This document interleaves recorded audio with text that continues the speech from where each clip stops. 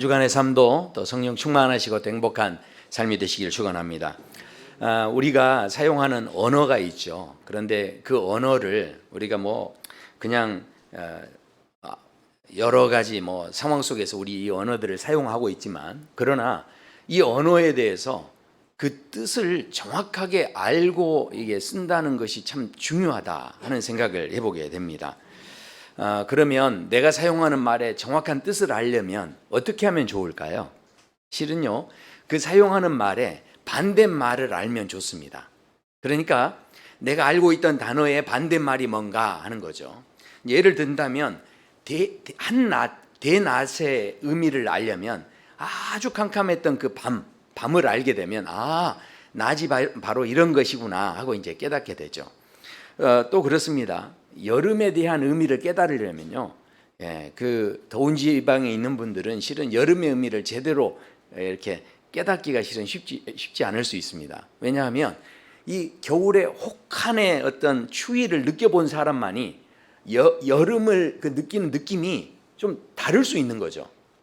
그냥 늘 더운 지역에서만 살아서 여름이 덥다 이렇게 생각하는 것과 겨울을 경험하면서 그 혹한의 겨울 속에 추위를 정말 제대로 실감나게 느껴본 사람이 여름을 느꼈던 느낌은 이게 또 다르다라는 거죠.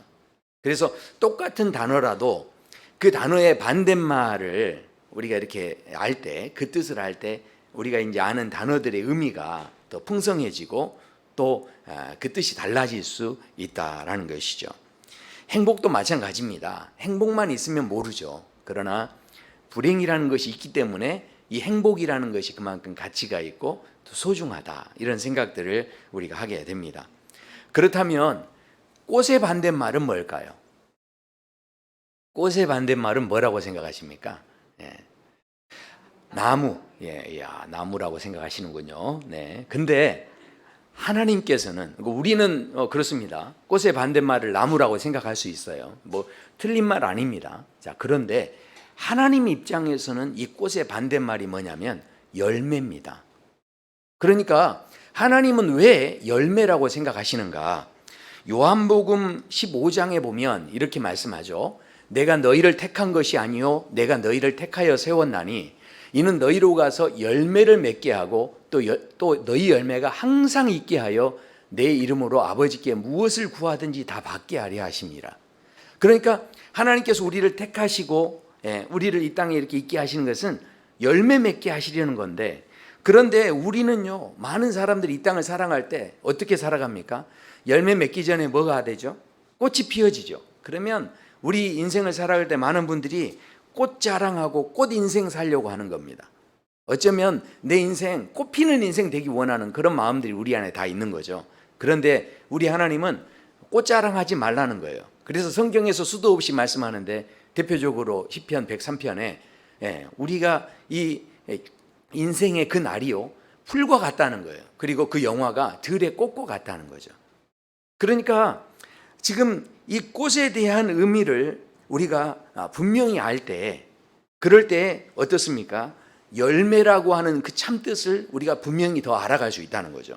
꽃에 대한 의미를 제대로 알 때 더 이상 꽃 자랑이나 화려함들 내려놓고 내가 진짜 열매 맺는 삶이 무엇인지를 우리가 생각할 수 있다라는 것입니다. 빛과 어두움도 마찬가지입니다. 자, 생각해 보십시오. 우리 성도 여러분께서는 빛을 좋아하십니까? 어두움을 좋아하십니까? 네, 대부분 빛을 좋아하시는군요.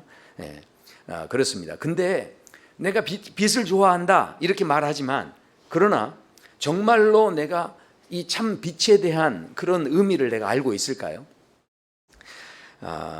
그 뜻을 분명히 알고 이 빛을 좋아하고 어둠을 좋아한다, 이 말 자체가 그 뜻을 알았을 때 이게 또 달라질 수 있다라는 겁니다. 1977년도에 뉴욕의 허드슨 강의 근처에 변전소에 갑자기 벼락이 떨어져 가지고 그 변전소 기계가 이게 터져서 이게 폭발이 된 거예요. 그래서 뉴욕시 전체가 이 정전이 된 겁니다. 그 뉴욕에 그래서 이것을 대정전 사태다 해서 아주 유명한 그런 사건이었는데, 시 전체가 이제 정전이 되니까 사람들이 어떻게 됐겠습니까? 그 순간이 정말 악몽과 같은 시간이었다고 합니다. 그것이 복구가 되는데 25시간 걸렸대요. 그러니까 하루 종일 실은 이게 정전돼 가지고 아무것도 못하는 상황에서 이제 이게 복구가 된 건데, 자, 그런데요, 그런 상황에서 이 사람들에게 진짜 악몽 같은 시간이었다라고 말하는 것은 그 복구되는 시간이 늦어서가 아니라 그 시간 동안에 갑자기 그 시내가요 무법천지가 돼버린 겁니다.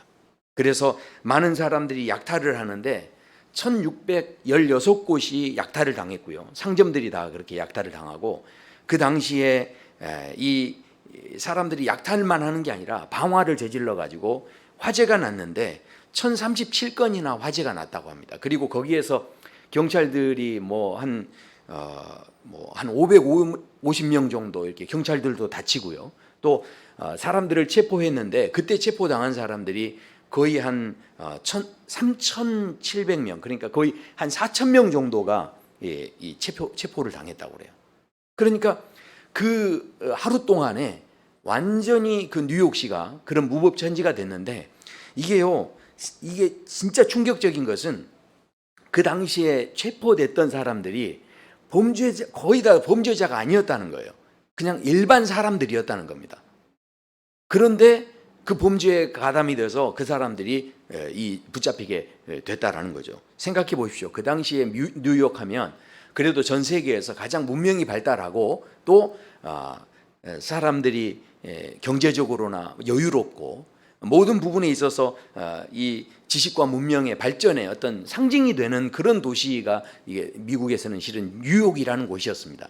그런데 그곳에서 불이 꺼지니까 어떤 일이 생겼다는 겁니까? 온 세상이 캄캄해지니까 그동안에 그 사람들 안에 있던 본성이 드러나면서, 그러면서 이 약탈을 하고 방화를 저지르고 하는 이런 일들을 했다라는 거죠. 범죄자가 이 일을 했다는 게 아닙니다. 일반 사람들이 그런 일에 가담을 했다라는 것이죠. 과연 그 뉴욕 사람들에게만 그런 모습이 있을까요? 실은요, 저에게도 그런 어두운 면이 있다라는 것을 저 스스로도 이렇게 경험하는 때들이 있습니다. 그래서 저도 암사동 다닐 때 굉장히 조심합니다.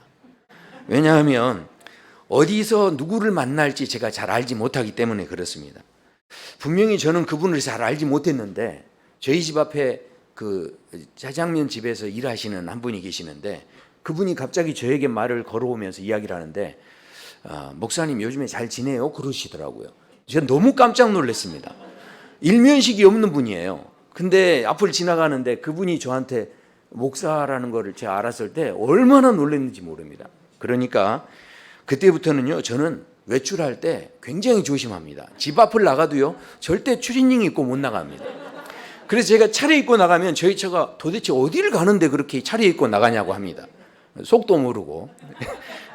그러니까 저는 실은 암사동에 살고 있지만 암사동에서 참 제가 긴장하면서 어디를 가더라도 이 나다닌다는 것 자체가 벌써 이렇게 긴장감을 가지고 있는 거죠. 왜냐하면 말하는 것도 그렇고 어찌됐든 제가 그래도 우리 성도분들에게 누가 안 되려면 목사다워야 되지 않습니까? 그래서 그런 이제 이렇게 애를 쓰게 됩니다. 그런데 그런 저도요, 연고가 없는 시골 지방에 제가 이렇게 가는 때가 있으면요, 거기서는요, 야, 여기서는 이제 내가 아는 사람 아무도 없구나 하는 생각이 드는 순간 얼마나 편안해지는지 모릅니다. 근데 편안한 것뿐만이 아닙니다. 그 편안함과 동시에 여기서는 좀 삐뚤어지고 싶다 이런 생각도 이게 든다라는 것이죠.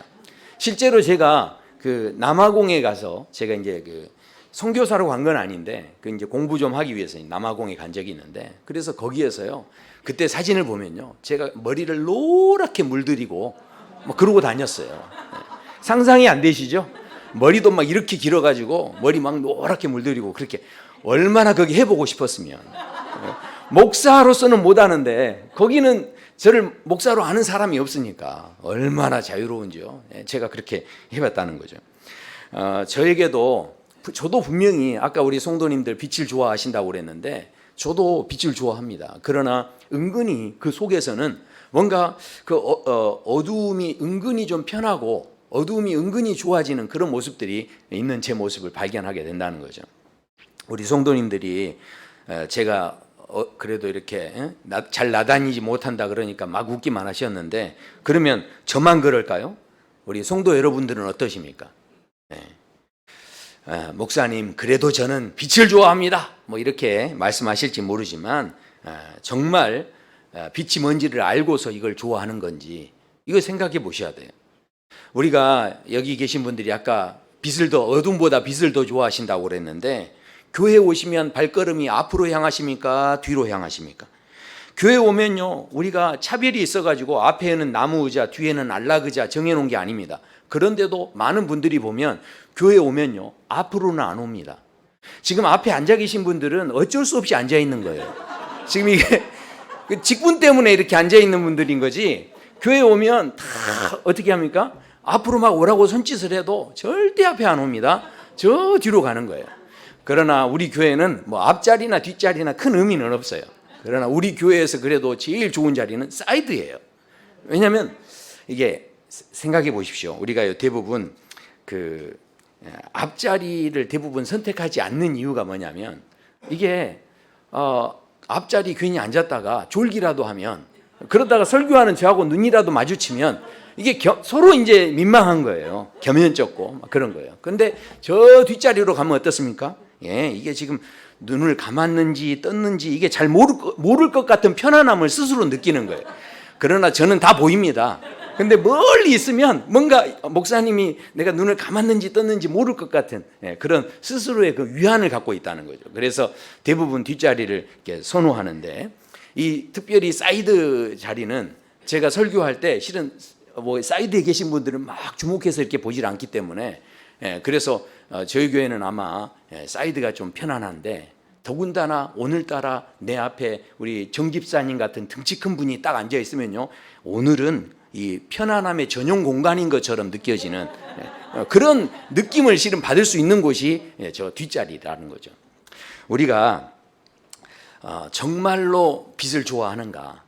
그래서 나는 정말로 늘 앞장서서 앞자리에 앉아서 그렇게 하는 마음들이 정말 우리는 있는가? 우리 스스로를 돌아보게 되는데, 실은 우리가 빛을 싫어할 사람들은 실은 아무도 없습니다.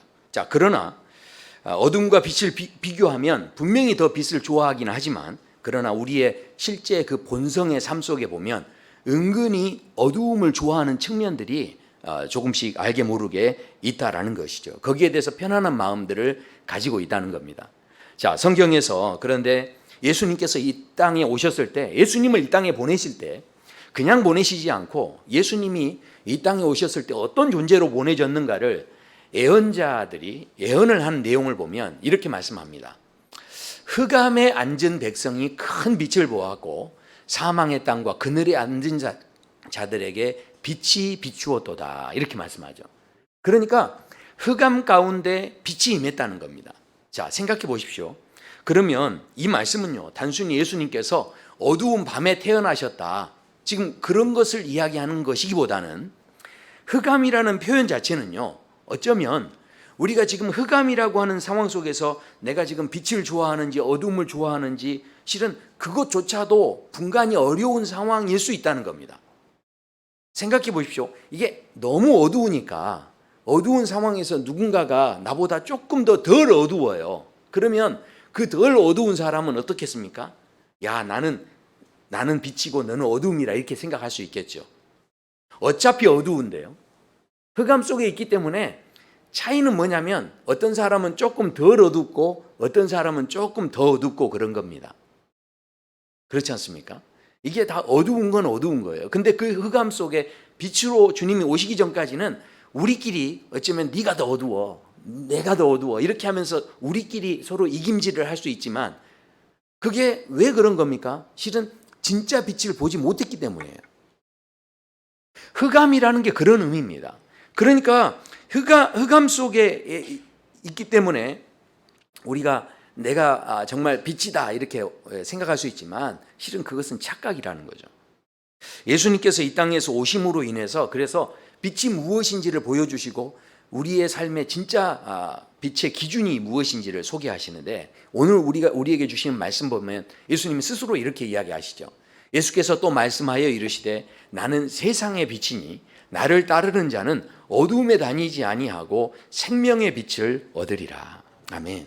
그러니까 우리가 생각하는 건 얼마나 좀 밝냐 어둡냐 이런 빛을 생각하지만, 그러나 예수님께서 우리에게 빛을 이야기하시면서 그 빛은요, 단순히 살고 죽는 문제의 차원도 아니라는 거예요. 바로 영생의 문제와 이게 관계가 있다는 거죠. 빛이라는 게 단순히 얼마나 이게 밝느냐 깨끗하냐, 얼마나 더럽냐 어둡냐 이런 차원이 아니라는 겁니다. 바로 빛이라는 것은 우리에게 있어서 영생의 문제와 이 관계가 있다는 것을 예수님께서 제시하고 이것을 보여주고 계신다라는 것이죠. 예수님께서 이 땅에 탄생하셨을 때 큰 별이 떴습니다. 그때 이 동방의 박사들이 그 별을 보고 너무 기뻐했죠. 그리고 너무 기쁜 나머지 그 별을 따라서 어디에서 이 별이 떴는지, 이 별이 떴으니 결국은 이 땅에 진짜 위대한 분이 태어나셨구나, 내가 한번 그분을 만나러 가야 되겠다 하면서 이분이 길을 나서는데, 이 길이 얼마나 될지 실은 짐작이 가지 않는 상황인데 무조건 그 길을 나서는 겁니다. 얼마나 기뻤으면 그랬겠습니까? 그러면서 그 길을 나서서 결국은 예루살렘이라는 곳에 도착을 하는데, 그 성에 가보니까 무슨 생각을 했을까요? 아무래도 이 빛이 떴다는 건 이 왕궁에서 무슨 좋은 일이 있나 보다 하고 예루살렘 궁전에 가서 여기에 혹시 왕이 태어나셨습니까? 이렇게 이제 물어보죠. 이 한마디 때문에 예루살렘 이 궁전에 이 도시에 있는 모든 사람들이 완전히 뒤집어집니다. 그리고 여기에서 막 소란이 일어났다는 거죠. 소동이 일어났다는 겁니다. 자, 생각해 보십시오. 우리가요, 이 왕의 자리라는 것은요, 지금 왕이 태어나지 않았느냐 그랬는데, 왕의 자리라고 생각하는 것은 그 당시에도, 지금도 뭐 한 나라의 무슨 대통령이 된다든가 이러면 사람들이 뭐 대단하게 생각하는데, 그 당시에 왕이 된다는 것은 가장 빛나는 자리, 가장 높은 자리, 그리고 거기에 앉은 사람들도 스스로를 뭐로 생각하겠습니까? 내가 이렇게 나타나는 것만으로도 사람들이 참 이렇게 내가 빛이 나와가지고 말이죠, 사람들이 나를 우러러 보기 때문에 늘 나에게는 뭔가 이렇게 빛이 나온다라고 생각하는 그런 생각들이 실은 있다라는 거죠. 자, 그래서 그런 생각이 있는데 예수님의 그 별이 떴을 때, 그때 동방의 박사들이 와서 이곳에 왕이 태어난 것 아닙니까? 이렇게 질문했을 때 이 빛을 실은 제일 싫어했던 사람이 있었습니다. 그 사람이 바로 헤롯 왕이었습니다. 헤롯이 왜 이 빛을 싫어했을까? 왜 이 빛을 기뻐하지 않았을까요? 아니, 자기가 왕인데, 자기가 지금 빛나는 자리에 있는데 바로 나보다 더 빛나는 이 왕이 태어난다는 말 자체가 이 헤롯에겐 부담이었고, 그래서 결국은 기뻐하지 못하는 이유는 뭐냐면 자기가 기존에 가졌던 이 자리를 뺏길까 봐, 자기가 가지고 있는 그 모든 것들이 이제 그 자리에서 자기가 내려오고 더 이상 자기는 빛나는 더 이상 삶이 되지 못할까 봐, 그 마음 때문에 그 빛을 즐거워하지 못하고 기뻐하지 못했다라는 것이죠.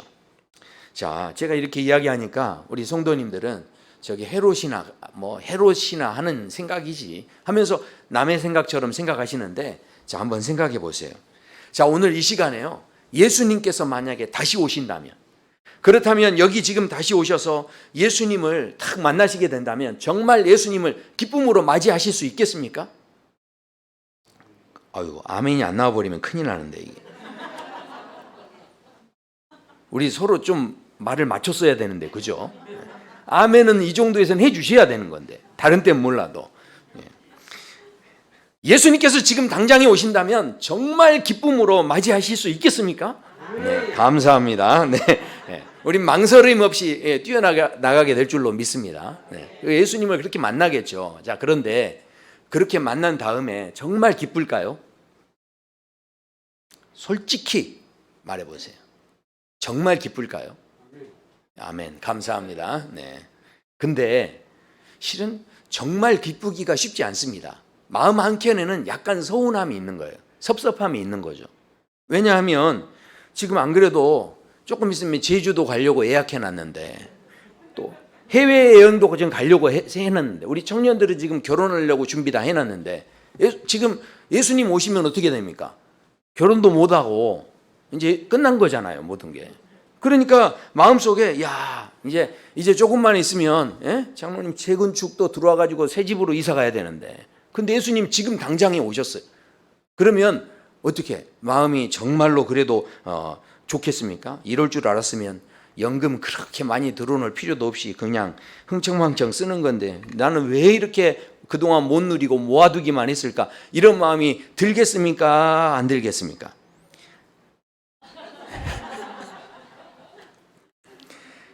예수님 오시는 건 좋은데 아니 예수님 왜 그렇게 급하게 오십니까? 준비할 시간을 좀 주시면서 오시지. 뭐 그런 마음이 들겠어요? 안 들겠어요? 솔직히 말해 보십시오. 우리가요 진솔하게 우리 스스로를 한번 봐야 됩니다. 우리는 정말 동방박사일까요? 헤로드 왕일까요? 실은요 예수님의 빛은요 예수님의 빛이 오기 전까지는 우리 인생의 어둠이 뭔지를 실은 우리는 잘 몰랐어요. 그런데 예수님의 빛이 딱 임해버리니까 헤롯의 마음속에 뭐가 어둠이었습니까? 뺏기기 싫었던 그 자리, 그게 어둠이었던 거죠.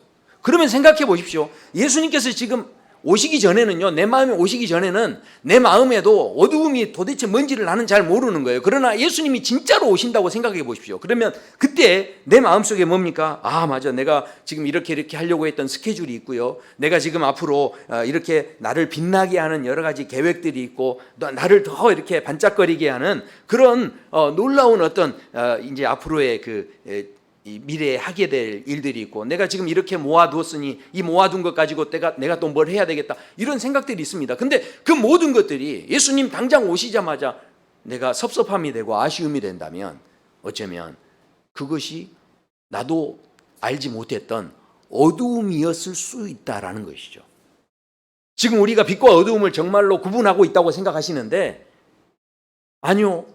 진짜 빛이 오기 전까지는 어쩌면 우리 마음에 있는 진짜 어두움이 뭔지를 우리는 다 잘 모른다는 거죠. 헤로드 왕도 자기가 그냥 빛나는 인생인 줄 알았어요. 그런데 예수님이 태어나셨다는 이야기를 듣고 기분이 나쁜 거예요. 섭섭한 거죠. 그리고 그 자리를 뺏기고 싶지 않은 거죠. 그렇게 뺏기고 싶지 않아서 붙잡고 있었던 것이 결국은 그 빛 앞에서는 뭐였다는 겁니까? 어두움일 수밖에 없었다라는 거죠. 그래서 그 어두움 때문에 어떻게 됩니까? 헤로드 왕이 그 당시에 태어났던 시기의 애들은 다 죽여버립니다. 점점 더 어두움으로 가게 되는 그러니까 정말 자신을 빛나게 하려고 자기는 그 자리를 붙잡고 있었지만 오히려 그 자리가 사람을 그렇게 다 죽이게 되는 그런 자리가 되어버렸다라는 것이죠.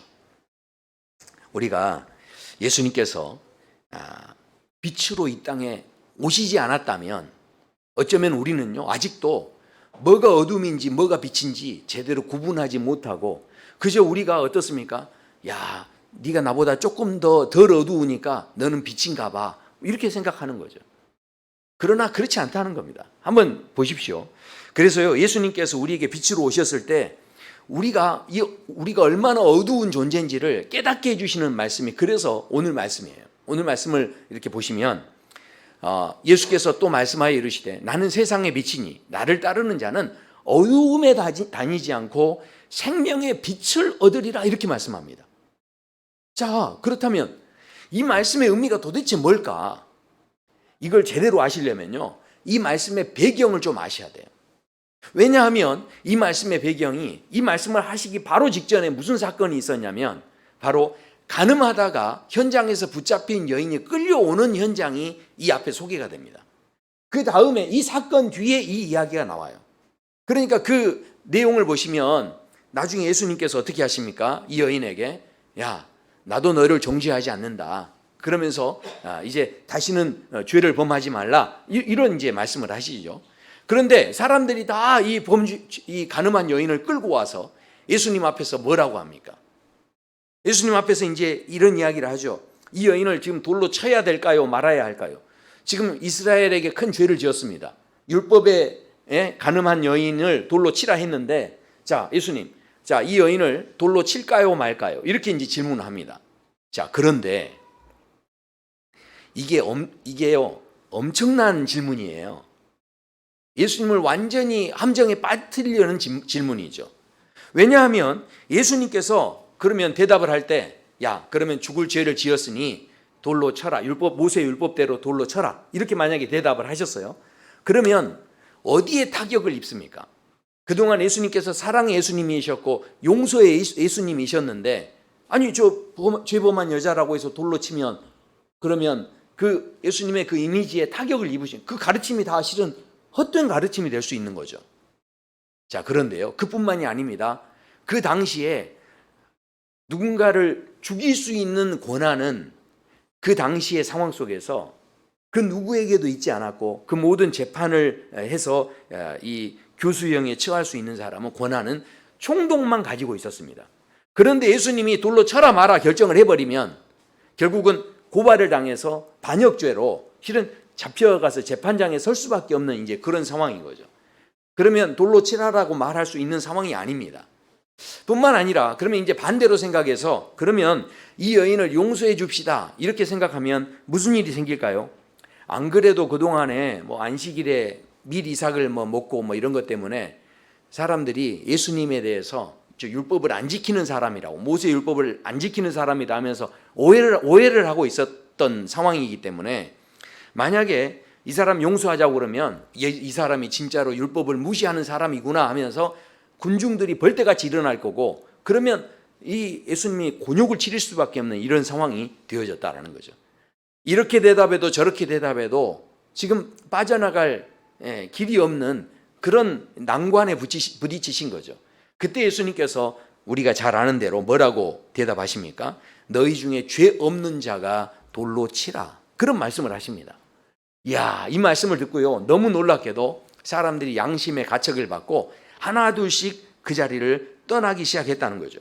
생각해 보십시오. 그 현장에서 돌멩이를 들고서 어떻게 합니까? 이 악함을 처단해야 됩니다. 그러면서 돌멩이를 들었던 사람들인데 그 사람들에게 그렇게 예수님 이야기하시는 거죠.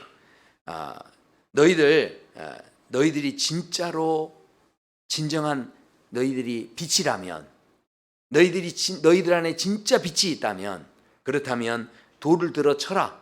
실은 이 한마디에 이 사람들이 가책을 받고 그 자리에서 떠났다는 것은 결국 무슨 이야기입니까? 빛 대신 예수님 앞에서 자기들이 어두운 것과 그저 알고 보니 그냥 저 사람도 물론 죄를 지었지만 이 양심에 왜 가책이 되는 겁니까?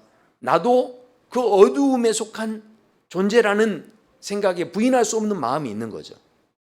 우리가요 99가지를 잘해도요, 이 사람이 진짜 주변 사람한테도 그렇게 잘하고 99가지를 정말 잘하는 사람이에요. 그런데 이 사람이 너무 화가 나가지고 누군가를 만약에 죽여서 살인을 했어요. 그러면 그 한 가지 죄 때문에 뭐가 됩니까? 99가지가 다 소용없게 돼버리는 거예요. 그러니까 누가 얼마나 많은 죄를 지었느냐, 누가 더 덜 지었느냐, 이것은 실은 중요하지 않은 거죠. 우리는 이미 다 실은 어두움에 있는 존재라는 거죠. 그런데 그런 사람들에게 예수님께서 빛으로 오셨는데 놀라운 것은요, 예수님께서 정죄하려고 이 땅에 빛으로 오신 것이 아니었다라는 것입니다. 우리가 이걸 아셔야 돼요. 예수님께서요 빛을 비춰가지고 낱낱이 우리의 더러운 것을 다 찾아내시기 위해서 우리에게 빛으로 그렇게 찾아오신 예수님이 아니었다는 거예요. 너무 놀라운 것은 이 사건의 상황 속에서 돌멩이 든 사람들을 다 돌려보내시죠. 그렇죠? 돌멩이 든 사람들이 하나 둘씩 다 그 자리를 떠났어요. 그런 다음에 마지막에 그 죄 많은 여인, 그 여인이 앉아 있는데 그 여인에게 예수님이 뭐라고 하십니까? 나도 너를 정죄하지 아니하노니 너 이제 다시는 가서 죄를 범하지 말라 하면서 그 여인을 보내십니다. 자, 그러면 모든 게 끝났나요? 분명히 죄 지은 사람이 있고요, 그 죄 지은 사람이 벌을 받아야 되는데 그 사람들을 다 보냈으니 누가 벌을 받습니까? 결국 돌을 들었던 사람들도 악한 마음을 품었는데 그러면 그 사람들은 누가 또 처벌합니까? 그 사람들 다 보낸 다음에 너무 놀랍게도 그 사람들 다 보내고 그 가늠한 여인도 다 간 다음에 그 다음에 예수님이 하셨던 말씀이 어떤 말씀이냐면 바로 이 말씀이에요. 예수께서 또 말씀하여 이르시되 나는 세상의 빛이니 나를 따르는 자는 어두움에 다니지 아니하고 생명의 빛을 얻으리라. 그러니까 예수님께서 이 말씀을 이 상황 속에서 모든 죄인들을 다 돌려보낸 다음에 무책임하게 이 상황을 끝내버린 게 아니고 그 돌멩이 든 사람들의 그 죄를, 그 어두움을 예수님께서 친히 다 담당하시고 그 가늠한 여인의 죄를 다 끌어안으셔서 그걸 가지고 어디로 가십니까? 십자가라고 하셔서 그 십자가에서 그 모든 사람들의 원망과 또 죄와 그들의 모든 그 어두움들을 다 끌어안으시고 그 십자가에서 몸소 그것을 다 책임지시고 그것을 모두 다 그 십자가 앞에서 하나님의 그 빛 앞에 그것을 내어드리면서 그 빛 앞에서 그것을 다 해결하시고 그 모든 어두움을 다 십자가에서 못 박아 버리시고 다 해결해 버리셨어요. 그 사건을 그저 무책임한 상황으로 그냥 끝낸 것이 아니고요, 예수님께서 친히 결국은 우리에게 빛으로 찾아오셔서 더 이상 우리가 어두움에 다니지 않는 백성이 되도록, 서로 네가 더 어둡냐 네가 더 어둡냐, 서로 어차피 어두운 사람들인데 누가 더 대단하냐 서로 묻고 따지는 그런 사람들을 예수님께서 다 흩어보내시고 누가 더 잘했냐 못했냐 늘 싸움했던 그 사람들을 다 흩어보내시고 그 모든 책임을 예수님이 친히 담당하셔서 그것을 다 해결해 주시는 그 은혜의 자리가 바로 십자가의 자리였다라는 것이죠. 오늘 이 말씀이 결국은 예수님께서 그냥 하신 말씀이 아니라 이 생명의 빛으로 너희가 더 이상 어둠에 다니지 않고 이 생명의 빛으로 같이 가자라고 하시는 것은 그냥 말로만 우리 밥 한 끼 먹자 이렇게 말씀하신 게 아니고 실제로 예수님께서 친히 우리의 삶 속에 생명의 길을 열어주시고 빛이 되도록 우리의 삶을 진짜 빛이 무엇인지를 경험할 수 있도록 우리의 인생의 길을 열어주셨다라는 것이죠. 사랑하는 성도 여러분, 그래서 에베소서 5장에서는 그렇게 말씀합니다. 너희가 전에는 어두움이더니 이제는 주 안에서 빛이라, 빛의 자녀들처럼 행하라. 결국 예수님이 우리에게 주시는 빛은 우리 스스로 낼 수 있는 빛이 아니고요, 예수님께서 십자가에서 내어놓으신 그 생명의 길, 생명의 빛이 바로 우리 안에 있기에 우리 안에서 우리가 빛의 자녀로서 이 땅에 이 빛의 삶을 경험하며 살기를 원하신다라는 것이죠. 우리가 별은요 비출 때 아름답다라고 하고요, 또 꽃은 웃어줄 때 아름답다라고 합니다. 무슨 말입니까? 종은 울려야 종이고요, 편지는 붙여야 편지입니다. 결국 아무리 우리가 빛을 안다 할지라도 나의 경험을 통하여서 바로 내 안에 계시는 그 빛 대신 주님과 함께 이 빛을 내가 도전하고 나아갈 때, 왜 우리 주님께서 오늘 이 말씀을 통해서 주님을 기쁘시게 하는 것이 무엇인지를 도전하고 있겠습니까? 왜 우리에게 빛으로 찾아오셨겠습니까? 우리의 삶 속에서 이 빛이 무엇인지를 더 많이 경험하는 그런 자리로 우리를 초대하고 계신다라는 것이죠. 우리 성도 여러분의 삶 속에 이 빛의 은혜가 있게 되기를 소원합니다. 경험되기를 소원합니다. 이 빛을 누리는 삶이 되시기를 축원합니다. 우리 함께 찬양하시겠습니다.